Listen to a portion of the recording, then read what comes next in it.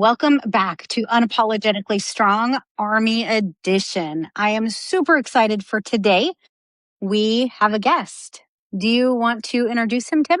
Yes. So I've been following Alexander for at least a year, and in the ministry that he has going with the Iron Sharpens Iron. And I got the privilege to know him a little bit deeper, like 3 months ago, a couple months ago, and really neat guy, really great mission. And once I heard that you wanted to talk to some military guys, I'm like, I got a network full of guys that are amazing, and Alexander's one of those guys. So thank you, brother, for taking the time, man. Appreciate it. I do appreciate you guys. It's the honor being here. Nice. So, I'm really curious. What made you want to join the Army? That's a funny story. I just got out of, high school, and I was wasting my time in the house, doing nothing. Of course, I was studying martial arts, and my best friend came up and said, "Hey, man, I joined the Army." And I'm like, "Cool." So he took me to the recruiter. And back in the day, you bring somebody in, you get promoted. So that's what he did. He just brought me in to get promoted, and I joined in. And we both were from Puerto Rico. And prior to joining, you had to meet an English requirement, right? And we both went to this course by the Army. They teach you English, the basic stuff. He quit the classes, and I continue. And 28 years later, I'm like, That's Yeah, crazy. that is That's so crazy. awesome. So, how long were you in for? 28 years or? 28 years, 28 years, Yeah. 27 years and 11 months. But the Army give me extra months, like to round it up for 28 years. Yeah. Yeah, When did your that is friend so funny. when did your friend like take off in this process? Like at the very beginning? In the beginning, when we both went together to the English course, Okay. and he couldn't handle he couldn't handle the English courses. One of the requirements of the enlistment is just to have a basic understanding of English. Yeah. And I knew the minimum, and you ready to go. Yeah. One thing that I learned was never was the first one, never be the last one. And don't be in the middle, be right there, because I couldn't understand. I saw everybody dropping down. Okay, it's time to do push-up. I saw everybody running. It's time to run, and it was a really learning curve, and the drill sergeant knew this, that was limited in English. So they were pretty, they were very visual when they trained me over there, and I was able to pick it up real quick. Yeah. When your That's friend, awesome. So, go ahead. go ahead. I was going to ask him when his I was friend just left. curious. When your friend left, were you tempted to bounce with them, or you're just like, forget that, I'm not? Well, I didn't. After I came back, I lost contact with him. I just completely lost contact with him. I don't know. I never, and I couldn't find him on social media. I couldn't find, so he just kind of disappeared. Wow, that's interesting. Yeah. So for you, you had the language barrier in basic training. Do you think that was like the hardest part of basic training for you, or what was the hardest part of it? Well, I don't think for me it was, if I had to put something, it was the running, because I never run, and not being able to understand the drill sergeants when they cussing at you, it was great, because everybody's stressed out. Everybody's stressed out. And I remember this one occasion when during training, this is basic training, we get pulled out from the barracks to the mud, and the guy saying roll right, roll left, or we're rolling in the mud, and I'm laughing, because it's like, I'm 23 years old, and I'm having fun. And I'm like laughing, and everybody, hey, Nazario, this. And I'm like, why you mad, man? Let's have fun here in the mud. And for me to embrace the stuff that I didn't like was the running. They gave me a road guard vest, so they put me at the end of the group. So I needed to run all the way to the front to stop the traffic. So when you're marching and doing all this stuff, and for me, it was, I don't know, but I think because I didn't understood what they were saying to me, I think that was making fun for me. I know they were like, "Blah, blah, blah, blah, blah." I'm like, all I needed to say, yes, drill sergeant.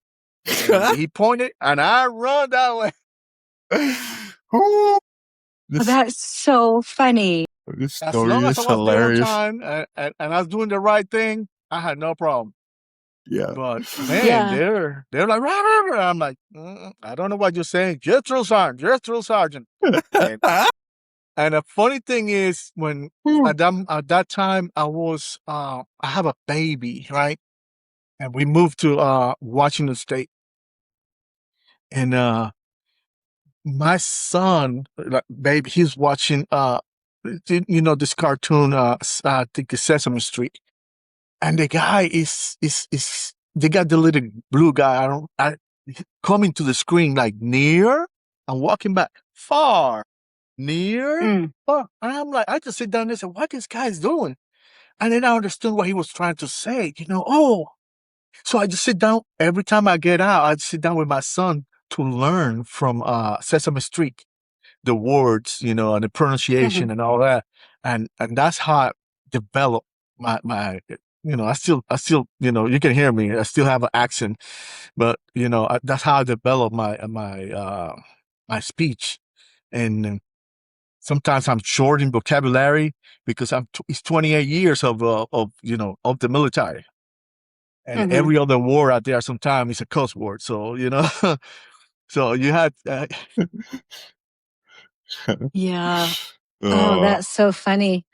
it Yeah, is. we so I'm sure Tim's told you, but our son's at basic training right now. And it he sent us a letter that we just got last week, and he just made us laugh. He was talking about how he did his first overnight field training, and they had to go and dig foxholes for like 2 hours or so. And then they got to take a nap, and they woke him up and they were like, fill in the holes. I'm like, ooh, yeah, to do them that again somewhere sucks. else. Yeah. In Yeah. the beginning, you don't understand why you have to move positions. Yeah, we did that several times. And the purpose is because you get, the enemy know your location. So you have to do it again, and somewhere else. Yeah. And it was, That makes a lot of sense.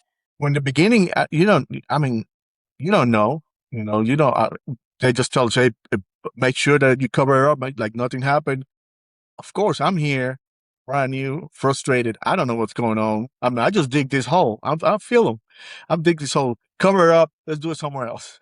So it's like, you know, after you decorate it because you have to camouflage it, what I'm saying? You have to go somewhere else to pick the camouflage and all the stuff. And yeah, you have to dig it up. And especially when you have a root in there, they're just like, come on, is that? And they give you Oh, this little small shovel, that you have to, and especially when your battle body is doing security, while you're digging. Say, I got this, I got security. And I'm like, okay, but I don't know Security, how to yeah. communicate. I don't know how to communicate. Say, it's your turn to dig. So I'm just like, just keep on digging, you know what I'm saying? Drill sergeant walked by, he see me digging, he be in the head, good job. I'm like, "Oh, well, yes, drill sergeant." I move on. Oh, this is so funny. yeah.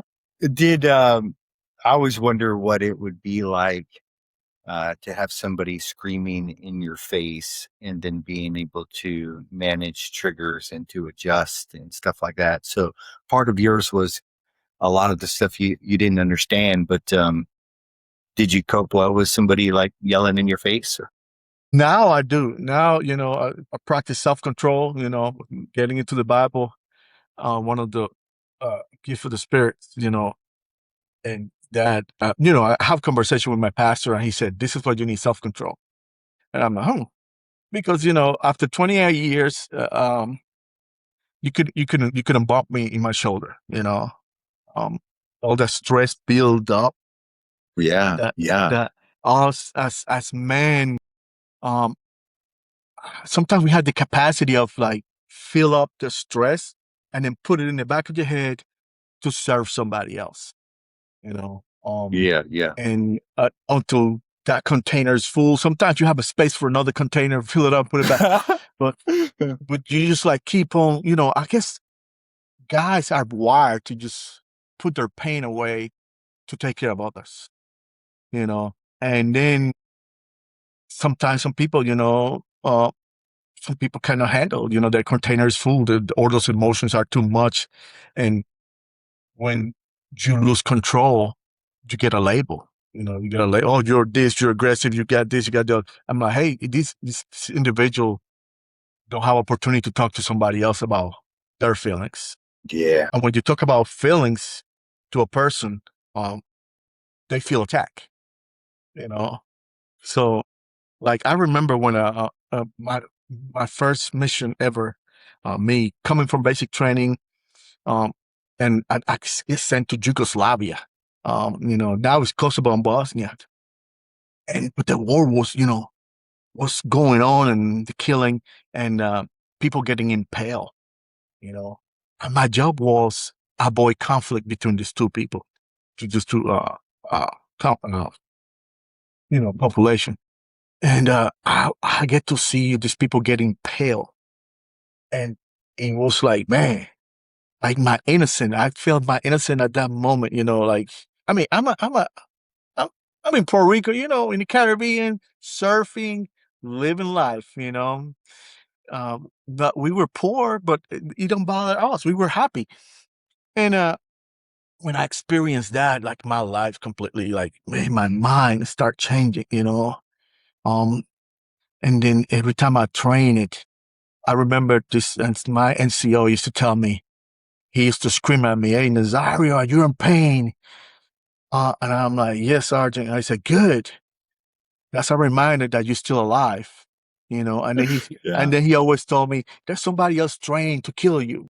So I'm like, man, just make me push harder and harder and harder to meet the requirements of the military. And then, of course, at the end of my career, after 28 years, I end up with pain pills. That's the way I couldn't function. Pain pills and sleeping pills. I wake up, take energy drink, like 3 or 4 uh, pain pills, and sleeping pill at night. And I remember my uh, my last mission, my last hurrah. The doctor said, "You're not going," and I'm like, hey, I took a reduction in rank to go to this mission, And I start crying, and he said, "Okay, when you get back, I'm gonna retire you. This is done. You're done. Your career, you cannot walk. According to this paper that I'm seeing here, you should not supposed to be walking."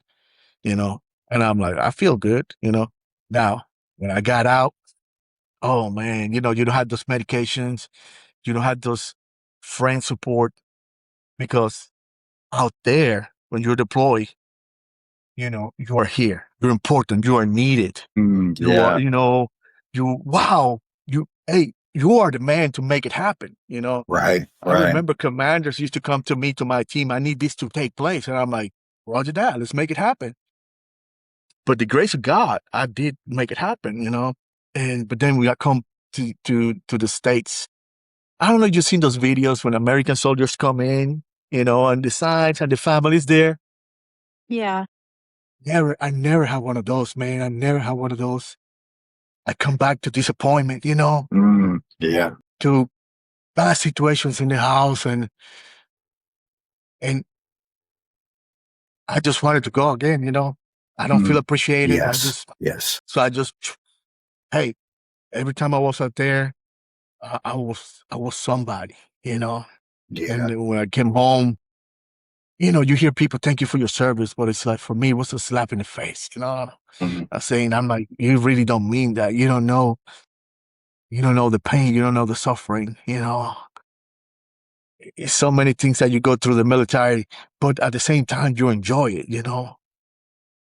But when you came back to the civilian world, it's take a minute to adapt, and I'm still working on that. Yeah.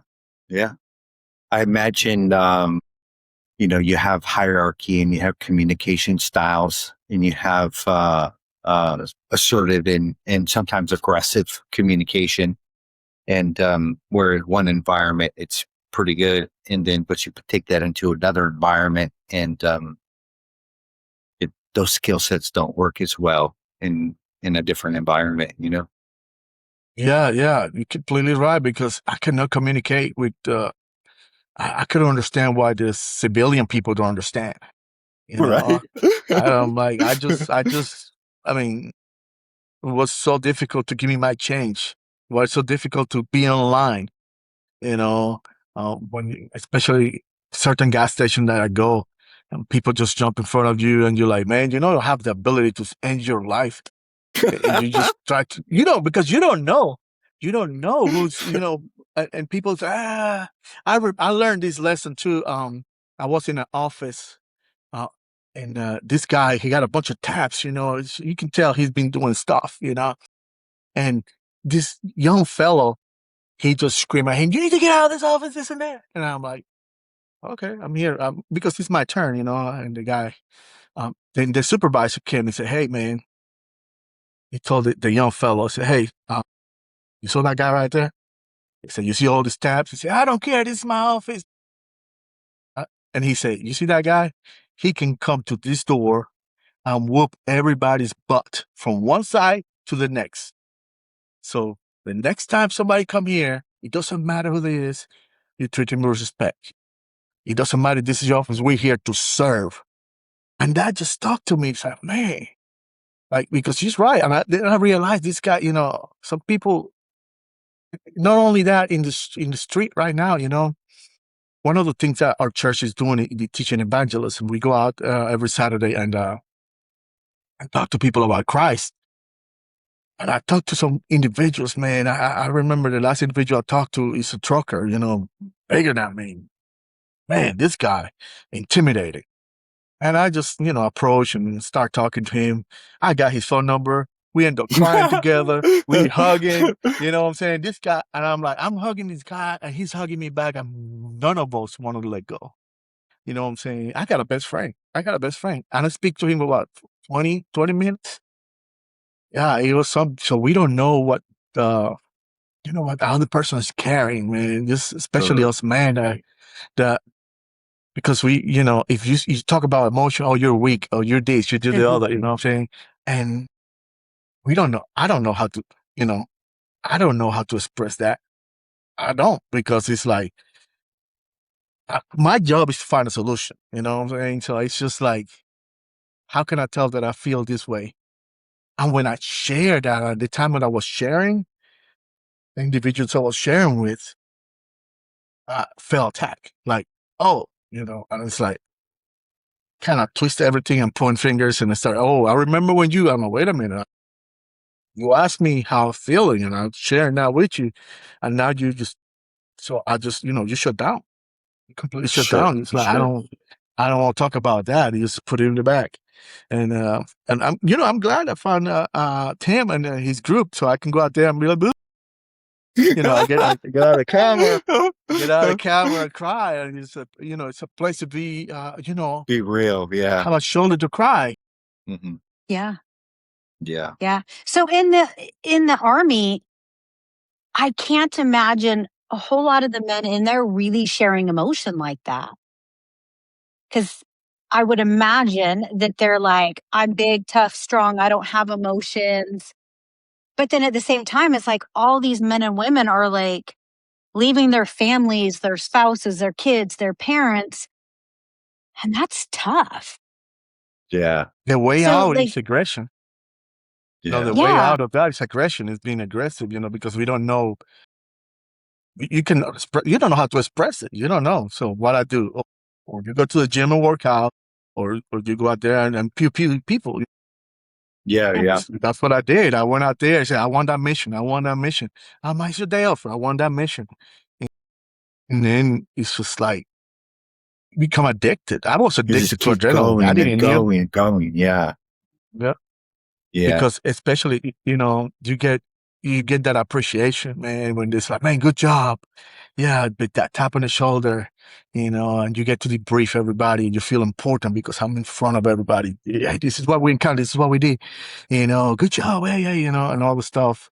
Uh, um, that's what I was saying when you come to the States. It's not that I want to pat in the back, it's not, but sometimes it's nice to the person you care for be like, hey, I love you. Everything's okay. Yeah. I never got none of that, you know. So Curious on I, I'm yes, curious sir. on how you found a new mission because coming back and being missionless could be missionless. Like how did you transfer over your purpose for a new mission? Wake up in the Okay, morning. usually when I was in the military, there was a moment of transition. They send an advanced party to the unit to see how you do operations and what they uh, what they need for do the missions. And we given the lesson learned and so forth. So my team always I have opportunity always to brief the oncoming, um, for they can take over my duties. And I'm like, hey, if you need help, I'm available, you know, and I offer my services. And what they did was, I landed in the United States. I get my bags, put it out, in the tarmac, and watch everybody leave and spend 2 3 hours out there, sometimes a day. And Yeah. another plane landed, and they call my name, and just grab my bags and go there, and end up going again. So Wow. Just one that's after how another. I'll sometimes make a few phone calls, with the unit. Hey, I know this unit is going. Uh, you got God's orders. I want to go. I want to volunteer. Yeah. And So that's they put you in. when you're higher in the military, it seems like, right? You have a little bit more of that kind of play. Is that what it is? Yeah, the thing is, I got a special skill, with the rifle, and they always gonna Good need for you. security. Pew pew, pew pew, long distance, Good. Good for you. and, and they were like, "Oh yeah, we need a team." And I was like, hey, I can put a team together. If you don't have a team, I can put a team together. This is what we did, And they're like, "Whoa, perfect," because most of the unit gonna need a security team to do their job when they do. Um, One of the units that I supported was engineers, and when they go out there and do constructions and the roads and fix stuff, they needed a security team, to Okay. observe. So Yes. we went out there like 2 or 3 days ahead of the time and just overwatch, and and something was happening. Make a call, or the commander say, "Yeah, just drop them." They're digging a hole to put a bomb in there. Sometimes you make the decision, or you call the command to say, "Hey, what do you got?" And according to what the reply is, you eliminate the threat. To make that place secure, so when the rest of the element come in, fix the road, or give up water, or give up blankets, food, whatever was the mission that unit had. So once they leave, our job was to leave. So we start walking somewhere else. They pick us up. And then sometimes a helicopter come, or a track come, and they pick us up. Say, we're gonna drop you off here. I'm like, okay. We just drop our garbage. You had to carry everything, even your waste. So we Wow. just put all that in an MRE box and say, hey, this is garbage. It's going, and then we just get more food, water, whatever, and just go to the next mission. Yeah. That's crazy. So, so what was your job in the military? Are you Sound able like to say? it Yeah, sounds yeah, like yeah. I mean, I know you did security, sharpshooter, but long I distance start, I sharpshooter. start, yeah, I yeah. start as a combat engineer, blowing stuff up. And Hmm. from there was a school that's called Sapper School, which is this expert engineer, demolitions, all that. And I got exposed to SUD Ed and SUD B, which is Special Forces Team A, Special Operation Team A and B. So I got an opportunity to be working with Special Operation Team B. I was not Special Forces, but I was doing what they're doing. So we went ahead of time, secure the area, and then the deltas operators come and do their stuff, and we provide the support. It could be Overwatch, gauging enemy when they're fleeing, pulling for fire for effect, and so when they leave, then our job is to leave after, make sure that they don't get followed. So I did that for a while, and after that, one one day I was in a mission, and somebody pushed me out of the helicopter, and I landed in the mud, and I look up, and the helicopter left, right, and I'm like, I want that job. So when it was time to re-enlist, I re-enlist for that job, helicopter mechanic, and I get to fly, do all kind of stuff with 160. And their motto is 30 seconds anywhere in the world, so minus 30 seconds anywhere in the world, and I did that for a minute. Same thing. We trained it with them, but my job was a helicopter. But if I needed to take their position, I was available. After that, I went to sniper school, and I moved. At the time, I moved to Mississippi. Um, well, the person I was married with moved to Mississippi. She found a job there, and it was hard for me to travel to see it in the 4-day weekends. I used to put 4-day weekends, so I decided to get out. And this guy offered me a job, like in the National Guard. I'm like, I'm going to do the same thing. He said, yeah, you're going to do the same thing. So the tempo of the National Guard, believe it or not, is a little bit higher than the active duty Army. So I got these different jobs. I have demolition expert. I can be working helicopters, and I'm a pew pew guy, a sniper. And so every time there was a mission, hey, you want to go? I'm like, in the beginning, I was like, I don't want to go. But then it's like, hey, you want to go? Yeah, hey, you want to go? And so you go, and they request you, and you go, and you go, and you go, and you just keep on going. And it's just like, until I got addicted to it, it's like, hey, I want to go again. I want to go again. I want to go again. And so they deploy you with whatever skills you have, It's like, because I remember this particular time I went as a combat engineer. My orders said combat engineer, and they had me a sniper rifle. Hey, here's your weapon. I'm like, oh, okay. So, so it was like, oh, you're going to be working as an engineer, but you're going to be doing this duty, So pretty much it was like that. So I guess I started marketing more the security, the Overwatch, the sniper stuff to the other commanders, because it was needed. And I was able to be in charge of the team, And one of the teams that I told my team was, like, hey, I'm the oldest guy. I got family here. I got kids. You're young guys. If something happened, you guys leave and give me your grenades, And according to the amount of grenades that we have, sometimes 7. When you hear the number 6 grenade go off, the number 7, what I told them, I'm just going to put it in my chest. And when they flip me over, I'm just going to, blow myself off and kill everybody.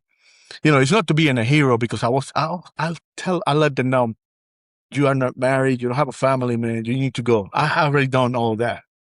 And that was my mentality, that was my mentality. Yeah. So tried. And the team, was, I got some young fellows that they were like, man, it was incredible. Because, when you tell them, say, I will do this for you, they'll, man, they say, okay, you're going to take care of me, I'm going to take care of you.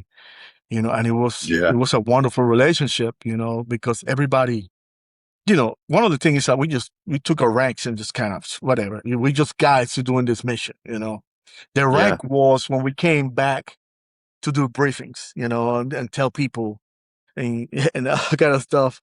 Funny thing that I mentioned ranks now, that I came up from overnight mission, right? And it was in the chow hall, and it was breakfast time. And, when you come 5 days from the field, I got a beard, I'm dirty. And I'm eating, like, this guy tapped me in the shoulder. And I look up and say, hey, Do you shave this morning? And I'm like, no. So you need to shave, soldier. He was an officer, right? I'm eating whatever. 2 days later, I got a mission, right? And they called me to a big briefing. I'm like, oh, with all the people. I'm like, hey, we're gonna introduce this guy with his team, and this is what they're gonna do for you. And they call me in, and this gentleman is is in the first chair right there. He's a company commander. I'm like, And I start doing my briefing, and I directly say, "Sir, do you have any questions?" You know, he's like, "No, no, no." I was he was a staff sergeant at that time. He said, "Sir, do you have any questions?" I said, "No, you good?" I'm like, "Well, thank you." Is anybody else? Kind of like, you know, that's what I was saying. That nobody knows what you carry. Yeah, yeah, Because like a soldier don't want to mess up because he want to mess up. You know what I'm saying? There had to be something else that is messing with him. Because I remember when my I almost said my kids because they were younger than me. Like when they have a problem and they want to go to a mission, I'm like, you are not going. Your mind is not here. You stay here. You fix mom and dad. You fix your wife. You fix baby mama. Whatever it is you need to fix it, and then you come on board. Because I couldn't afford to have this mind of the soldier in something else. yeah, And and it was a bad thing for me because all I wanted to do is soldier stuff. So when I was home, I was I wanted to go back. I didn't feel normal yeah, being yeah, in a peace environment, and and it was the adrenaline rush. yeah.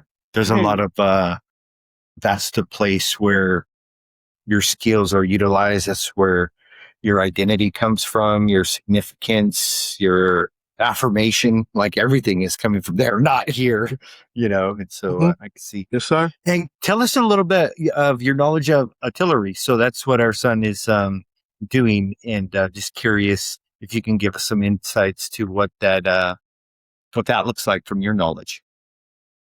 For you talking about the security? Artillery. So the artillery unit, Field artillery. field artillery. Yeah. Oh, what they do? Well, they're Yeah. they're my friends. They're a friend of mine. Uh, the one of the when I went over there to take over another team, right? And uh, this guy told me, whoever is in your team, you take the time and sit down with them and have a meal. And I'm like, I don't understand. He said, and he explained it to me. He said, hey, uh, when you are a person in the radio, hey, I need help. What they're gonna do? They're gonna wake up. Oh man, what do you say? Let's get somebody, and they start putting artillery shells and all to try to save you or whatever. So I went to when I was my day off. I spent time with these people in artillery, and talk to them, and bring in goodies, and because we had access to Gatorade. We got access to Gatorade because we take our Gator over there in the field. Everything is limited. You don't have but the sniper team have access to the coolers, to the refrigerator because it's our Okay. mission. Yeah. So they give us, whatever I requested, they give Bunch it of to us. goodies to take with And you. Yeah. Yeah. so I went with cases of Gatorades to them. I said, "Hey guys," and I talk about my missions, and I have like a escape route, because I don't know if you've seen when people, hey, when they're talking the radio, say, "Hey, you, this is me. Hey, me, this is you," and there's a lot of talk, and you have to get authenticated and all that stuff. I was on this radio with those guys, like, hey, whatever, and I called their name. They say, hey, yeah, I got you, because every mission we change our call sign, so nobody Mm. know who we Yeah. were. And I make sure that I let them know that it's, hey, this is Bob or whatever was the call sign for that mission. And it's me that I'm out there with my friend, and I plotted my route coming home with numbers. And I never get to use them, but I give them the grids and everything. So every time, if we get chased by an enemy, I say, go number one, boom, and they throw number one, number two, boom. So while we escape, We call artillery. Gotcha. And I spent a lot of times with those guys, you know what I'm saying? When my guys were out there and I was supposed to be in the talk, in the main headquarters, listen, I went to listen with my artillery guys, because I knew they were the ones just gonna go out there and blow everything up for you so you can come home, Yeah. Mhm. So Yeah. there's some good guys, you know what I'm saying? They were Yeah. they were not, well, I don't know, I'm not a planner or anything, but they use a lot of those guys to just kick doors, out there instead of using for the main purpose was, which is call for fire and they help us out in the field, Mhm. So I'm grateful for those guys, man. They're just like, they were, I mean, and the good thing is you get to spend sometimes because it's, they know Alex was out there. It's not just oh man, another mission, another call for fire. Hey, Alex is out there. The guy who brings us Gatorade, the guy who's always there. Yeah. Yeah. The Puerto Rican guy. You know what I'm saying? The funny guy, whatever, the bald headed. It was like they knew Personal. that it was alive. Exactly like you said, it's more personal. And Yeah. that's what now my life, I'm learning how to make deposits on a relationship. It's like a bank. I had to put deposit in relationships. Sure. So when I want to make a withdrawal, see, I got something to withdraw from. If I don't deposit friendship into a person, so, you always call me when you need something. So it's like, Mhm. so instead of Yeah. like, because that's what they do in the military. When you need something, that's when you call. But in the civilian world, it's different. In the civilian, you have to invest to get a return in a person. And a lot of people don't know how to do that. I didn't know how to do that until I got out. Yeah. Yep. Yeah. Yeah. Because otherwise, you're just another name, another number. Like there's no face or person behind it. And by doing that investment, it's personal. Yeah. I Connection. know And that person. Like he's my buddy. Like yeah. I got to be there for him. And they see you weird when you have a request. It's like, hey man, hey team, help me change the tire. We always call when you need help. Instead of like, hey, yo, Alex need help. Alex need, what, my buddy is completely different. But in the military, it's like that. You say, hey, just go do. It's my job, my duty, so I just go do. So when you bring that to the civilian side, people gonna look at you weird. They might Yeah. do it for you Yeah. because they're scared because you still project command and sometimes a lot of people, because they see your face, and they think you're mad all the time, you're unapproachable, and it's like that. I mean, it's 28 years of my life that you know what I'm saying? Got that stare, Yeah. got that, you know. Because I remember my first encounter with the enemy. Man, I was shaking. I was scared. But once the first pew pew went out, all that training kicked in. And it's just like, okay, yeah. I thought for a moment, I thought that when I was putting my uniform, I was like a superhero. I was going towards the enemy when everybody was running. Running And I'm like, away. come on, guys, come on, guys. Yeah. And bullets are flying. And I'm like, and then at the end of the mission, I just sit down in the front of a building and I was shaking, man. And I put a towel, just something like this. I put a towel like this in my face, right? And I start crying and crying and Oh crying man. Yeah. because it's like, man, this is my It's friends, hey, real. you okay? It was my moment to like let it all out, to reset for the next mission. And a lot of people that saw me in that little corner knew. They say, leave him alone. He just decompressing for the next mission. And that's at that time, that's the only way I knew how to decompress, Yeah. crying or being angry. Yeah. Mhm. Yeah. I'm curious Yeah. on in boot camp, like people have got to break down, right? Because I've seen, some of the people and I imagine that there would be some people that would really break at different moments, even inside of boot camp. Is that met with brotherly support? How's that met inside of there? What does that look like? Well, when I'm a Puerto Rican, and I'm not gonna say there's racism in the military. I want to say there's preference. So, so, um, guys, when they put this Bob on charge of you, and he's the same rank of you, but he got authority over you, and he's like, you go. All right. So I'm like, 1, 2, 3, me. So I went, and it's like, you go. That pressure, at least on me, built up. But I didn't realize he got pressure too, because he had to command and make sure that everybody's doing what they're doing. But it seemed one-sided sometimes, and this guy wanted to fight me one day, and so I didn't know. He came to the showers and he wanted to fight me. And my friend said, hey, he want to fight you. I'm like, why? He said, because you're not doing what he tell you to do. I'm like, I'm showering. What do you want me to do? But he didn't knew I was in martial arts then, And then, Yeah. there was no UFC yet, and I was like, I throw one of those, like, yeah. And he's like, he freaked he freaked out, and it's like, he kind of like, oh, he starts, I don't know what he said, you know what I'm saying? I said, come on, so I start talking in Spanish, like, all this cuss word, everything in Spanish, and my friend is holding me back.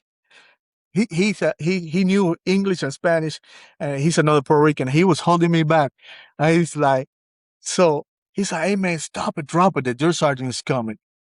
And then I realized, like, okay. And I tell my friend, well, here it is, hold me back. And I'm screaming, hold me back. And he's like, for what? So I start screaming to my friend, hold me back. He's coming back. Kind of pretend that I was mad. And the guy left. I left the bathroom. So my friend is laughing. He said, why you did that? I said, hey man, I just had to, I had to keep a certain level of respect in here. You know what I'm saying? Because you know what I'm saying? Finally, the Puerto Rican guy got out of his shell, because I was like, mom and dad told me to, like, yeah, serve, do, help, and so that's what I'm doing. But, I believe, I don't know, I believe he was taking advantage of that. Or I believe he didn't like me. So, I hate to say it, but one night I sneak in, and this is during basic training. I sneak into his room, and I got a nail clippers, and and I cut all his boot laces. I'm sorry if you're here to this podcast. I'm sorry, but you got me mad. And I cut all his boot laces in both sides. So in the morning, you had to get up quickly and get dressed. So the thing I know is I'm getting dressed in my in my side. He's in another bay, and I hear he got his laces one in his hand, one in the other. Oh my gosh. That's so funny. He got a bunch of little nuts in his boots. And I'm like, hey man, I don't know. I mean, he got me mad. I'm sorry. Yeah. That's so funny. That is really That's funny. the only way I could get back at him, because he Sure. was in charge. Yeah. Yeah. I glued my boss's everything on his desk down with super glue. I'm like, I'll get you, man. He's like picking up everything. It's glued up. I get it. Oh, that's so funny. Hey, let's wrap this up with go ahead, honey. I didn't mean to cut you off. There's a little delay between us, so yeah, no, you're totally fine. So what is something, just kind of like as a final question, like what is something that maybe you've learned in the military that you wish that everyday people, civilians, what do you think they need to hear? I just wish that these individuals had gone through something. Have a little bit more patience. Show that love of Christ, a little bit more. Don't, because if I'm raising my voice, it's because I'm already been triggered or something. I'm not attacking anybody. Sure. I'm already have a pressure, I'm already have a stress, I'm already have a situation. And then you try to communicate with somebody that don't want to do their job. You know, I wish that they understand that not only military, everybody, try to de-escalate, try to Yes. put yourself in that other person's shoes. If this person come at me upset, screaming, it's not attacking me. Yeah. It's a pain that I'm carrying in my heart that is coming out. And I don't know how to express it because nobody trained me on that. Nobody told me how to handle emotions, how to, Sure. it's like when that cup is full, you have to, you have to pour it. And sometimes it's the person out there in a phone call, it's the person out there in the line or whatever. But a lot of people get offended and you just, oh, you're attacking me. You know, it's going against me. And it's not that. It's just that if we take a moment, it's like, wow, this person, you're really upset, man. Let me help you. And then when you provide a service, you kind of like, hey, what really is bothering you, And and then you start, oh wow, you're right. It's just because I have this, like for example, 4th of July for me, it was like thank to my doctor that he said, you need to go to a fireworks show. And I'm like, no, I'm not. Because I was crying like a little girl. I was, get in the corner and cry. And then he's like, I remember first time they sent me over, you have to go to a show. And she asked me, how you did? And I'm like, good, it went good. I said, okay, good. She's writing. So now, since you stop lying to me, start telling the truth. And I'm like, It did hey, not go so I good. was afraid, I was scared, I was crying. You know, we don't know. We don't know what this other person always carry, Sure. The Sure. triggers, uh, it, it's not just, I mean, the people with a beautiful smile in their, somebody always have a problem in a situation, Sure. and they need a way out. They need that voice, show them the love of God for them to, dang, this person is really reflecting the character of God. I didn't have that at all. And I'm just with this face, oh, people just or don't want to talk to me. But then it's like now that I'm developing a group of men that they support me. This gentleman said, the first time I met you, I thought you're gonna whoop me. The way you check my hands, and I'm like, no, man, I was grateful that you extend your hand to me. So but I don't know. It's something that the way I looked at him, he thought something different. And the way I was looking at him, like, man, this gentleman just extended his hand to me to say hello. Yeah, I get it. Well, I never, I didn't, hard to have a support group, support somebody who, even if you don't know what is, you're not a psychologist, doctor, whatever, just, just being in there for that person, Yeah. Yeah. just being there. There's something that's called the ministry of silence, just being there, just maybe listening, maybe just watching me cry. That man, you're there. Yeah. That's uh something that I'm working on right now. And not Sure. only me. One other thing is when somebody had the same problem that you have, and you had to you had to move yourself out of the equation to help that other person, knowing that you have a pain similar to that. You know, and I'm learning that this is my season. I'm learning all that stuff. Like, oh, when we go to ministry in the Saturdays, this gentleman had the same situation that I have, and I had to put myself. No, hey, it's about this guy. It's about his need today. It's And we good. pray together. And this guy, he just, I don't know, man, he just start hugging you, and you like, and you feel awkward because you're in the street, and it's my two grown men hugging, you know what I'm saying? And they don't want to let go to each other. It's like people walk by you like, what's going on here? But Just a bromance, it's man. like, Just a bromance. yeah, Yeah.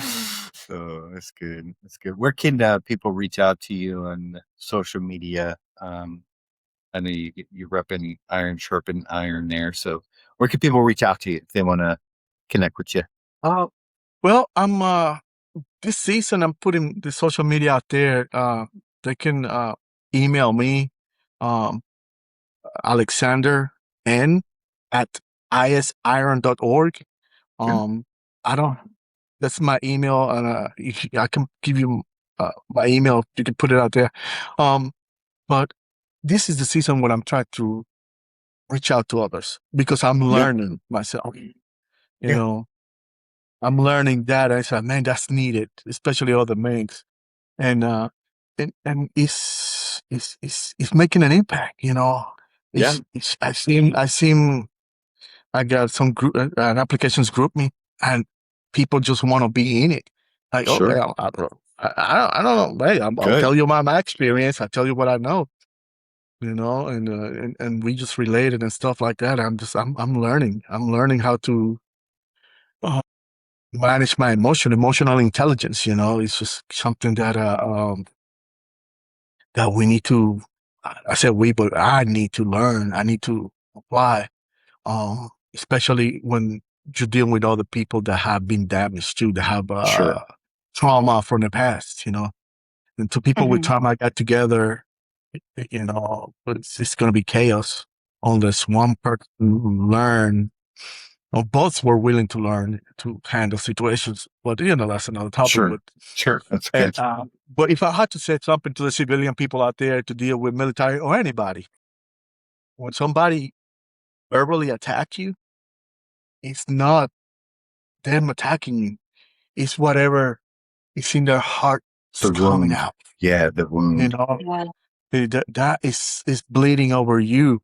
You know, and that's a perfect opportunity for you to like, wow, let me show you the love of Christ. Let me show you the character of God, you know, and take advantage of that situation and turn it for good, you know, instead of, whoa, instead of getting defensive and attack the other person, you know? Yeah. Fight fire with fire, man. Yeah. Awesome. Yeah. Well, what an amazing story. You cracked me up, bro. Like a couple times I'm like, oh my God, this is so hilarious. So Yeah. I'm really grateful for the conversation. Me too. I mean, it's a Yeah. way to, you know, because I'm, I'm telling this stuff. There's certain stuff that, you know, that sometimes I don't even want to talk about, but, like, people close to me, they never knew. They never knew. And when I spoke about it, they're like, you never told me that. You know, you never told me that. And I'm like, well, I don't even want you to freak out or get frustrated. You know what I'm saying? Because I met this one of my coworkers back then in the church, and and I told him the story where I got out. You know, and then I went contractor, and then what happened when I was contractor? You know, was torture. But it's, and my significant other was there, and she was like, "You never told me that." I'm like, you know, I don't feel like I had to tell you that because it's gonna turn into an argument. It's gonna turn, you know, it's gonna turn into so. You know, sometimes we shut down, you know, emotionally shut down Yeah. towards our Yeah. partners, and that is we think we're doing the right thing, but Yeah. it's not. You Keeping know, it, keeping them we safe, what we're keep them doing bottled is up. Yeah. we pulling away, and you know, I know partners need emotional support. You know, we don't. As a man, I just need respect. And but if I don't do that connection, you know, separation happens. You know, so Yeah. Yeah. just know that there's people out there that just it's not attack towards you. If anybody is going crazy at you, it's not an attack on you. It's their heart bleeding, their pain bleeding, and you are the person who have the opportunity to fix it or do something better about it. You Yeah. know, That's don't so good. absorb it. Don't take it as personal. Just take a moment and realize, like, okay, man, you are really hurting. you were really in pain to and show this behavior. Mm-hmm. So good. So good. Mm. Well, thank you. I appreciate you coming on the show today with us. I found we're brand new in this journey with our son, but I have found it helps so much to connect with, for me, other moms. It just helps to not feel alone. I'm sure with you, it helps to connect with other people so you don't feel alone.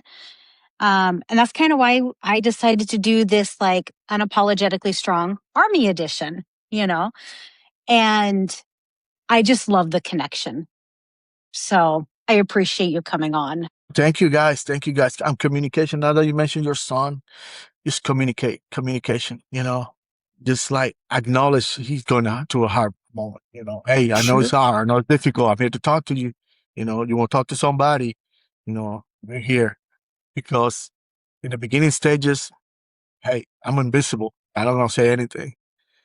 But if you catch this early, hey, you can talk, you can tell, so that way that person have a way out. You don't have to be family members or be somebody else, but it's important to that connection with other people or somebody who will listen,